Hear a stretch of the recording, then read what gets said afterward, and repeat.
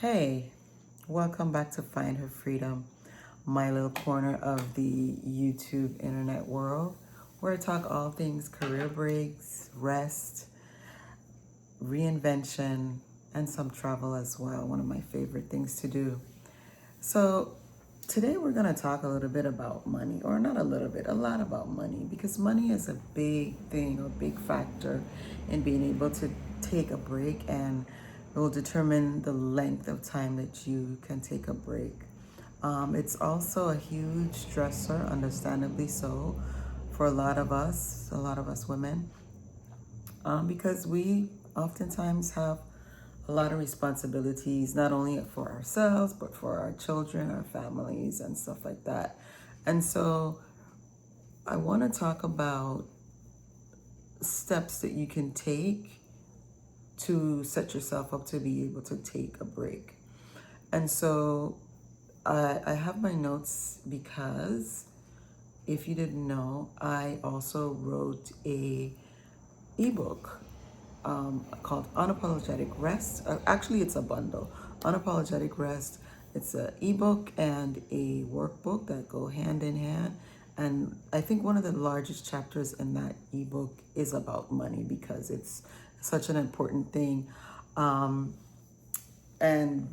so I'm going to be looking at my notes from the ebook and talking through some of the things that are included in there. And so the first thing is, you got to do an assessment. You have to assess three main things: how much you have in savings, what are your debts, what debt do you need to assess? Do you have credit card debt? Do you have loans? Where do you, a mortgage, where does your money go aside from number three, which would be your expenses, whether it's food, transportation, rent. Those are the three things that you got to look at. What does your savings look like? What are your, what's your debt? And what are your expenses? And then number four, what are your income streams? You know, obviously, if you're working, you have a paycheck. Do you have multiple jobs? Do you have interest income from investments or from savings? Where are you getting your money from? Rental income is another one. Look at where the money comes in from. Then ask yourself, how long am I going to be on this break? What am I thinking?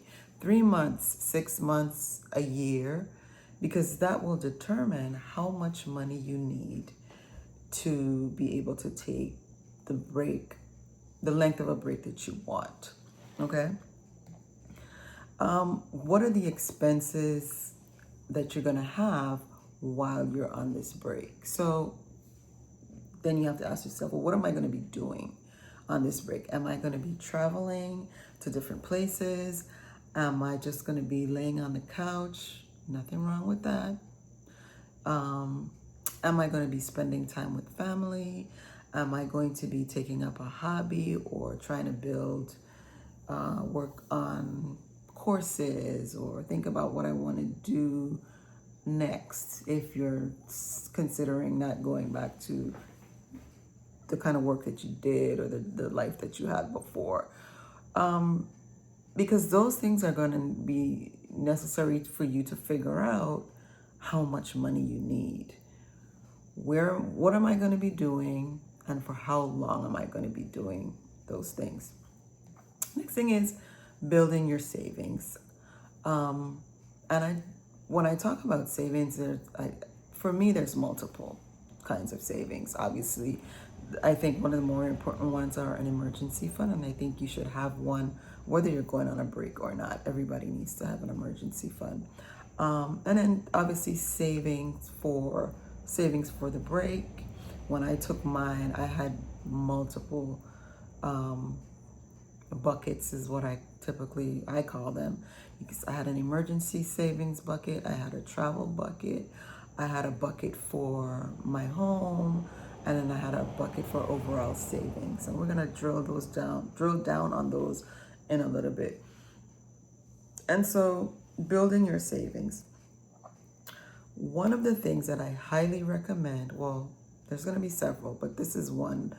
Um, get a copy of Tiffany Alice's book, Get Good with Money.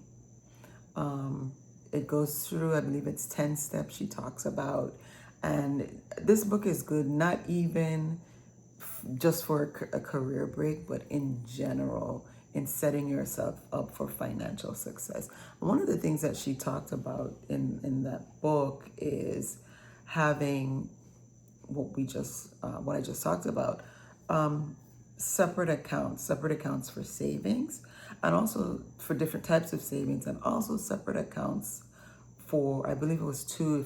It's been about maybe 3 or 4 years since I read the book, so some of the stuff might be a little fuzzy. But having a checking account specifically for bills, and then a checking account for everything else. And when I started to plan for my break, this is something that I did as well. So in order to do that, you got to check with your HR or your payroll department. See if they allow you to be able to send, and most places do this now, they allow you to send your pay to different accounts. And those different accounts could be multiple checking accounts, it could be multiple savings accounts. I've seen different employers, you can do as many as, I don't know, 3 or 4. Some limit you to 2, but check with your payroll or your HR department to find out what are the limitations that you might have in order to do that. When you look for savings accounts, please stay away from savings accounts at banks. You need to look for high yield savings accounts. And typically those are at online institutions. My favorite is Ally. And Ally Bank, they also have the feature that allows you to create buckets. And I believe, if I'm not mistaken, I think it's maybe like up to 15 buckets. So you can, within your savings account, you can have those buckets that we talked about: an emergency fund bucket, a travel bucket, a household bucket, whatever the bucket is that you need. And once you've set up your direct deposits to go into your savings account, you then can determine how much you want to put into each bucket. The next thing I would do is have all of that done, set up. And so whatever the amount is that you're going to be dedicating to saving, it comes out right off the top. It's not something that you have to physically log into your account to make the changes or the movement. Set it and forget it. That's really a really great way to build your savings without you having to think about it. High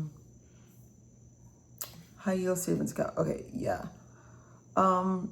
Obviously, talking about budgeting, I know a lot of people don't like that term. Some people are good at it, some people are not. One of the things that I think it's very helpful is to put things on paper or on a spreadsheet, or just lay it all out so that you can see it. All of your expenses, where your money is coming from, all of your debt, all of it. You lay it out in a spreadsheet so that you can see it, and create your budget based on what's coming in and what has to go out. There is it's called 50-30-20 rule. And it's more or less, to me, it's more like a foundation. It's not something that is, I don't like the word rule because obviously you can change it to whatever you like. But basically it says 50% of your money goes to the things that you need. 30% goes to the things that you want. And then 20% goes to your savings. And so I guess, it's a foundation. Use it if you want. Obviously, you can change those numbers around if you want as well. But that just kind of gives you a foundation of deciding how to slice up your money and where your money goes. Okay, so let's talk about debt and getting rid of debt or eliminating debt. One of the things that is going to be important is for you to know, again, we talked about this in the beginning, every debt and what the current balance of your debt is. If it's things like credit card, you need to know the interest rate, because that's going to be important in terms of you determining which one you want to pay off. And we're going to talk about the avalanche and the snowball methods as well. Pretty common methods that people use to determine how they're going to pay off their debt. And then you need to know what is the minimum monthly payment that you need to pay for each of those debt. So again, put it down, spreadsheet, paper and pen, whatever you like, but you need to make it visual. That is one thing that really helped me a lot when I was preparing for mine. I had a spreadsheet that was basically a running, I called it a running spreadsheet, and I updated it every time I got paid. And for me, it was very motivating because I saw my debt decreasing and the last job that I had, we got paid every week. So basically every week I could see the number going lower and lower, and it was very motivating for me. So again, put it down on paper, in a spreadsheet, a Google sheet, whatever it is that you use or you feel comfortable using, use that. Again, the avalanche, and I'm not going to go too deeply into this, but the avalanche method basically is when you're focusing on paying off your debt with the highest interest rate. So that's why you need to know the interest rate of your debt, be it credit card or loans or mortgages or whatever, because this method is telling you that the ones with the highest interest rate are the ones you need to pay off the soonest, because you're paying more in interest due to a higher interest rate. And then snowball is basically, I won't say the opposite, but you want to get to the ones with the bigger balances first and not look at the interest rate. Some people, that's a motivation for them when they see their balance shrink. So those are two methods so list your debt, highest to lowest interest rate, make the minimum payments on the debt, whatever, except for the one with the highest interest rate. That's where you're going to throw the bulk of your money to, and then you repeat the process with that. The snowball focuses on the ones with the smallest, not largest, smallest balances first. So you tackle the smaller ones, obviously those are going to go away quicker. So then you feel a lot more motivated to actually see something disappearing because you've paid it off. Okay, so let's talk a little bit more about the emergency fund. Again, everybody should have an emergency fund, whether you're going on a break or not. With anything, and I want to preface this by saying, when you start to set up any kind of, I guess, plan, if you will, for yourself, the most important thing that you can do is to pay yourself first. Meaning, make sure, and we talked about this a little bit earlier, it's like, make sure whatever money that is going into your savings goes in first and goes in automatically. And then whatever is left, that's what you're going to use to meet your obligations, okay? Always pay yourself first. So emergency funds, again, everybody should have one, going on a break or not. But for purposes of this conversation, we're talking about a break. Determining again, how long you're going to be gone or off from work and not collecting a steady paycheck is going to be important. Obviously, the longer the break, the more money you're going to need. So once you set a target up for your break, whether it's 3 to 6 months, 9 to 12 months, whatever it is, then you can, let me take a sip of water. Then you can determine how much money you're gonna need.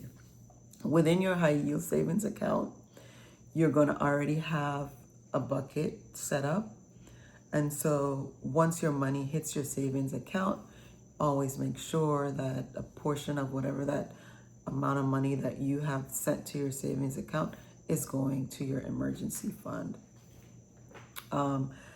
Again, make it automatic. So it's basically set it and forget it. That's what I did. And you'd be surprised how quickly your accounts grow, your savings accounts grow, when you just set it for payment and you don't even have to worry about it. Okay? If you receive any kind of windfalls, tax returns, what do you call it? Bonuses, gifts, all of that. I know it's hard, but you've made a decision to take a break. You gotta make sure those funds go into your savings. You can divvy it up, some into emergency, some into travel, some into whatever it is. But basically, don't go shopping, okay? And so that's kind of like in a nutshell. I don't want to go too much deeper into the entire chapter again because it's long and I don't want to tie up the time of the video. But I'd love to hear your feedback in the comments. Definitely, I'm going to leave a link to the guide. I'm also going to leave a link to my free resource that I would love for you to take advantage of. If you are a travel inclined like I am, it's not a roadmap, but like resources, basically. So tell me if you have any questions about anything about we talked about in this video, drop it in the comments.